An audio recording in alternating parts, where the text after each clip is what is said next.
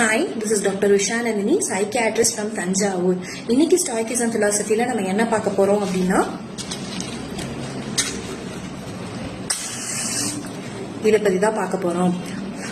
கொளுத்தி போடுங்க அப்படின்னு நான் சொல்ல வரல. அவங்க என்ன சொல்றாங்கன்னா, ரீஇக்னைட் யுவர் தாட்ஸ் அப்படின்னு சொல்றாங்க. ஸோ நம்ம சின்ன வயசுல இருந்து நமக்கு இது சரி தப்பு அப்படின்னு நமக்குள்ளேயே நிறைய சோஷியல் பிரின்சிபல்ஸ் உருவாயிருக்கும்.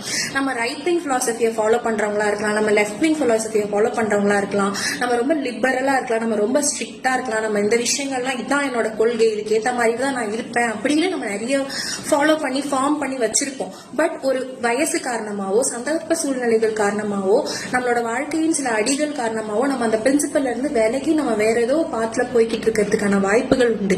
அது 5 நிமிஷமா இருந்தாலும் சரி, 5 வருஷமா இருந்தாலும் சரி, 50 வருஷமா இருந்தாலும் சரி, நம்மளோட கொள்கைக்கு விரோதமா இருக்கு அப்படின்னு நம்ம என்னைக்கு கண்டுபிடிக்கிறோமோ அன்னைக்கு நம்ம அதை திருப்பி ரீஇக்னைட் பண்ணலாம்.